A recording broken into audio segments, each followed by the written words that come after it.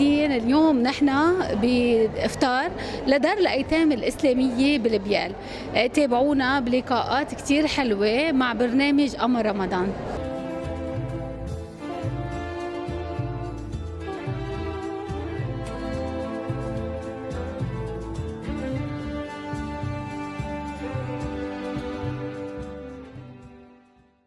أعزائي المشاهدين، مثل ما قلنا لكم لنا لقاءات مع شخصيات عديدة.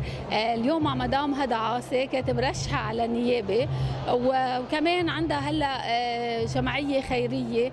هدى أهلا وسهلا فيكي. اهلا وسهلا فيك وينعاد عليك لينا. نعد عليك يا رب.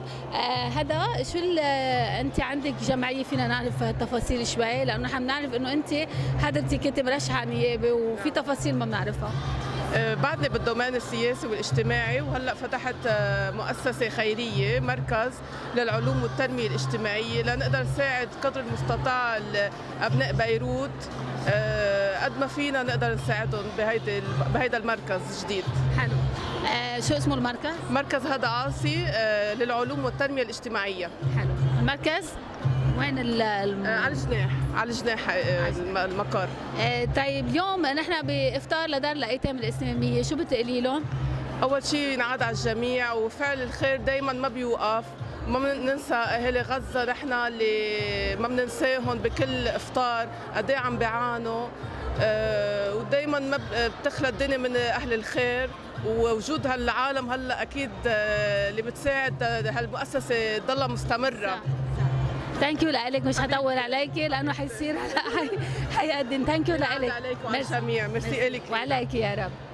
أعزائي المشاهدين، لنا لقاءات عديدة، وأنا بدي أشكر كل راعي اليوم جي آر بوتيك اللي اهتمت باللوك تاعولي، وتابعونا.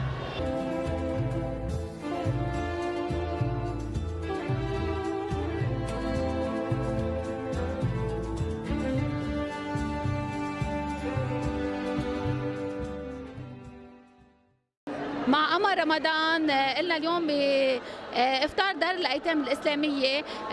اليوم التقينا بالمحامية أميمة دندن. أهلا وسهلا فيكي. أهلا فيكي. أميمة، حضرتك محامية؟ أنا حقوقية قانونية، لا أمارس المهنة لأني زوجة. عن كاميرا.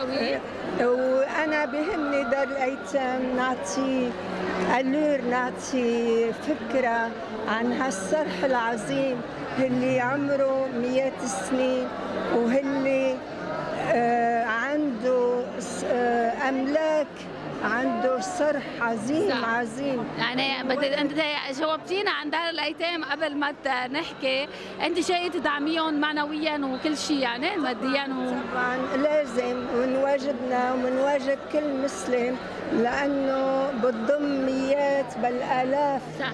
من ذوي الحاجات الخاصه، تعليميا، شو بيقولوا لوجما، ايواء، ثقافيا، صحيا، وكل وقت كل ما. بس للاسف هالازمه اللي عصفت بالبلد كلنا لازلنا عم نعاني منها. صح. ما في شك اثرت كثير على هالدور اللي بدنا نشكرك، ما بدنا نطول عليكي، وينعاد عليكي يا رب، والله يقويكي وضلك عم تسندي وعم تعملي الخير لكل الناس، لدار الايتام، للمقاصد.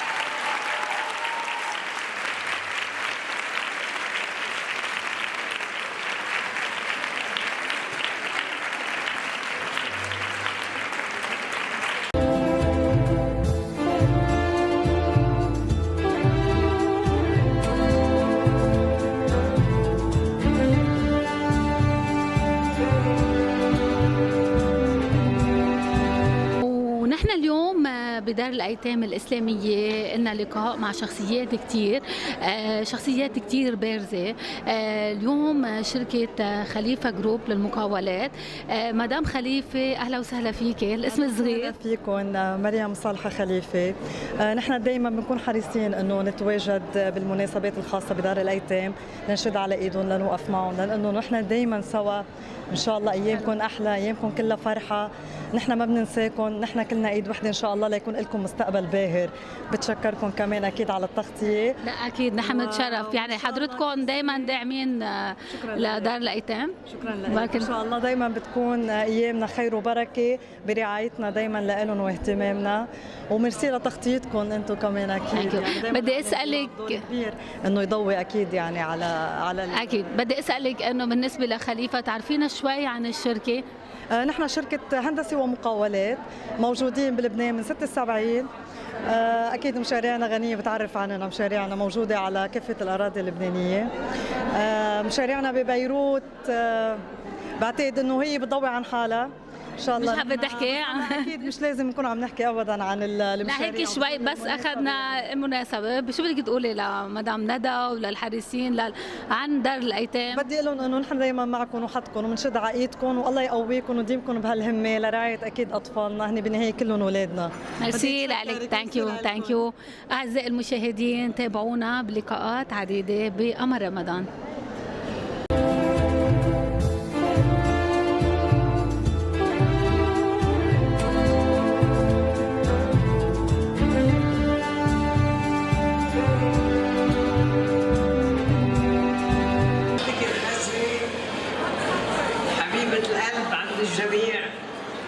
والأخير لن يطغى أحد على أحد، ولا أحد يبغي أحد، ولا أحد يستوطن على أرض أحد. فالأخير كلنا مسيحيين ومسلمين في كل هالأرض العربية مجتمعين سويا، وهكذا يكون لبنان والأمة العربية. وشكرا.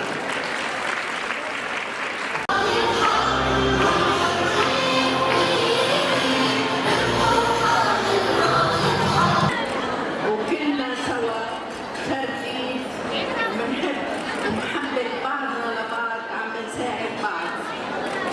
لو ما المؤسسات الإنسانية بلبنان ما في لبنان. انتوا لبنان، انتوا بتجسدوا لبنان وانتوا بتمثلوا لبنان. وانا فخورة بكل واحد منكم وكل انسان بيتعاطى بالعمل الانساني. وانا بدي اخبركم اتأثرت من هالمشهد اللي قاموا فيه اولاد دار الايتام الاسلامية.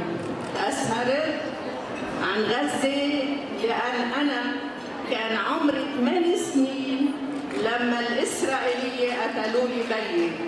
بقى بتعرفوا قديش العذاب وقديش في تضحية للإنسان. بس نحن بدنا نستقبل ونكون قوية لنحافظ على وطننا، هالوطن الصغير بس فعله كبير. بدي كل واحد منكم ما يترك لبنان. لبنان إلنا مش لغيرنا، مش للغريب. وبتمنى لكم الصحة والعافية. وبدي أشكر ندى اللي هي أنا للحقيقة مثل ما قالت من 35 سنة أول زيارة إلي كانت بدار الأيتام الإسلامية. كان وقتها فاروق جبر ومدامته وقصدوني، وأنا من المؤمنة مثل ما قالت الست ليلى هيدا بلد التعايش، بلد المحبة، بلد لازم نشيل الضغينة والطائفية ونفكر كلنا بقلب واحد. والله يعطيكم العافية.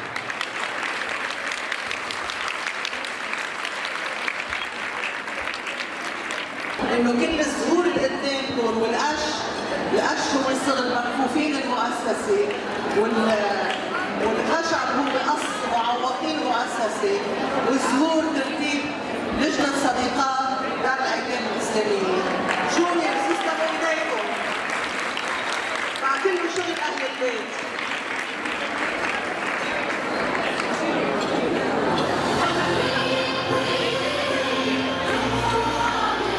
اهلا وسهلا مدام. حضرتك بدار الايتام؟ أنا نائبة رئيس العمدة بدار الأيتام الإسلامية، وأول ست كنت على بورد أي مؤسسة خيرية، وبعدين صرت على الإكزيكتيف بورد، واليوم أول مرة ست نائب رئيس عمدة. بسم الله. وهي أكبر مؤسسة بلبنان وأقدم مؤسسة بالعالم العربي، بقى المرأة فيها توصل. اكيد فيها توصل. بوجودك كان الايفنت عن جد رائع، وكان في رساله مثل ما قالوا لنا هلا كنا عم نحكي مقابلات انه كان في رساله لاهل غزه. بصراحه كلنا نحن وقاعدين دمعنا. شو هيدا اللي كان اليوم مميز بدار الايتام بافطار السنوي لدار الايتام، هالرساله الكبيره مع احمد قعبور كان شيء رائع. يعني اليوم هيدا قسم من حياتنا كلنا. نحن اليوم ما فينا ننسى غزة، ما فينا ننسى جنوبنا، ما فينا ننسى 100,000 نازح من جنوب لبنان، ما فينا ننسى القرى المهدمة، ما فينا ننسى إخواننا بغزة يلي بلا مي وبلا كهرباء وبلا أكل. بقى على أقل شيء نحن نودي رسالة تعاطف وسبورت. صح. هلا سوري انا نسيت اهل الجنوب، تحيه لهم. اليوم كان في مجزره كثير كبيره، فتحيه للمتوفيين، الله يرحم الشهداء. حتى ما اكون نسيت، بس لانه نحن بوجع غزه لانه كبير، واكيد اهل الجنوب، فكنا عم نركز، مش عم نركز او مش عم نقدر نحكي قد ما عم تربط لساننا بهالدمار وهالشيء المقرف اللي عم بيصير. عن جد مجازر ومش حنغير شيء الحلو انه كانوا الاطفال قد ايه بدربون ليطلعوا على البوديوم يعطوا هالاداء الرائع. على الأقل ما حدا سأله، بس عن جد لانه انا بنطر دار الايتام لاسمعهم.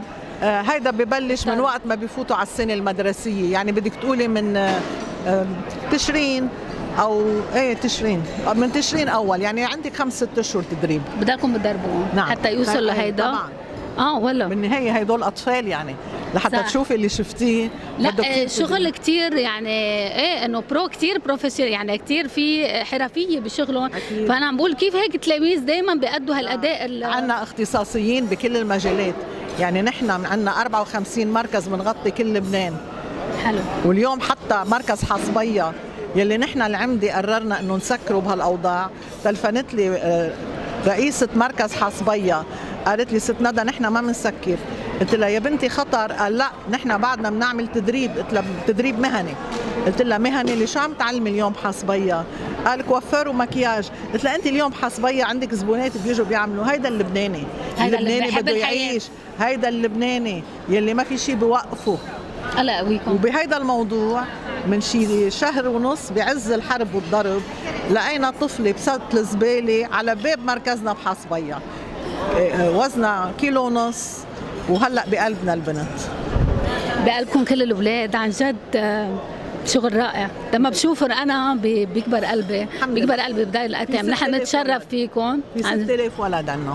الله يخليكم، الله يقويكم يا رب. وهيدا بدعمكم، لو ما دعم وسبورت المجتمع المدني نحن ما فينا نكفي. ميرسي. بهمنا دعمكم. اكيد. شرفتي، اهلا وسهلا. ثانك يو لك. اعزائي المشاهدين، اليوم كلنا بافطار دار الايتام. شفنا شو يعني، حكينا كثير، قد ما حكينا ما حنأدي اللي شفناه. هيدا الشغل الرائع للاطفال اللي كانوا عم بدربونا، قالت مثل ما خبرتنا مدام ندى، بدربونا على طول وبيأدوا اداء رائع. بتحضر انت كانك عم تحضر مسرحيه رائعه. حتى الورود ما خبرتنا عنهم، لا كيف عم بيعرضوا الورود، نادر اذا بدك تشوفهم.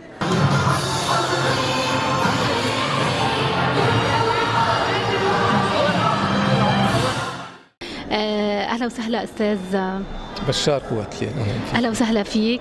اليوم كنت حريص على كثير اشياء كانت بالافطار، كان اشياء كثير حلوه، حتى الاولاد غنوا اغاني اداء كثير رائع. كان في شخصيات بارزه. قد ايه انتم حريصين كل سنه يكون هالافطار موجود لدار الايتام؟ هو اولا هذا تقليد سنوي واسمه افطار بيروت، يعني هذا هو الافطار المركزي الاساسي ببيروت اللي كل يعني الوجوه والفعاليات والسياسيين ويعني اهل الحكم بيحرصوا انه يحضروه من عشرات السنين. طبعا مؤسسات الرعايه الاجتماعيه هي واحده من اكبر المنظومات الرعائيه بلبنان، عمرها 107 سنوات، ونحن بهذا التقليد يعني نسير عليه سنويا، وكل سنه في لنا رساله خاصه من مرقه يعني خلال هذا الافطار. طبعا هي رساله الابناء اولا، ورسالة طلب الدعم والمؤازرة دوما، وبنفس الوقت نشرح وبنحكي يعني كل الداعمين ومجتمعاتنا هذه المؤسسات ماذا تعمل، كيف تخدم، ما هي البرامج التي تقوم بها، وبنفس الوقت بيكون في غالبا أنشودة أو أغنية كمان من خلالها تمر يعني هذه الرسائل. وكان في رسالة كتير كبيرة اليوم لأهل غزة. كان الغنية للموسيقار الكبير أحمد قابور، كانت رائعة. رسالة كتير صراحة، كنا قاعدين دمعنا. هذه كانت رسالتكم اليوم، غير أنه عن لبنان، يعني حكينا شوي بارت عن لبنان وحكينا رسالة لأهل غزة. نعم، هذه رسالة الأبناء اليوم إلى أبناء غزة، إلى أطفال غزة. كانت تحية لهم من قلب أولاد مؤسسات الرعاية الاجتماعية، بمعنى أنه لا حدود لتضامن الأبناء ومشاعر الأبناء مع بعضهم كلياتهم، وبنفس الوقت يجب أن نقف اليوم يعني خلال هذا الشهر الفضيل ونقول أنه نحن بقلبنا غزة، كما بقلبنا جنوب لبنان، كما بقلبنا كل يعني قضايا الأبناء والأولاد على مساحة الوطن العربي كلياته. من هيك كمان أنشدوا مدلي أناشيد الدول العربية كلها هدية لغزة، لأن غزة اليوم كانت وستبقى عاصمة هذا الوجع العربي، ونأمل إن شاء الله أن هذه الغمة أن تزول وأنه فعلا وطننا كلياته يكون على أفضل سبيل. ميرسي لك، مش هنطول عليك، ثانك يو على هالدعوة، ونحن بتشرف نغطي هيك تغطية، عن جد كان حدث رائع ومميز كتير، عن جد ثانك يو لك. شكرا لحضوركم، أهلا وسهلا فيكم. واليوم خلصت حلقتنا لبرنامج قمر رمضان بإفطار دار الأيتام الإسلامية بالبيال. بدي أتشكر الراعية اللي قدمت لي هاللوك كتير رائع اللي سألوني عنه، العباية الرائعة من GR بوتيك، ثانك يو لك، ولاقونا بحلقات تانية، إلى اللقاء.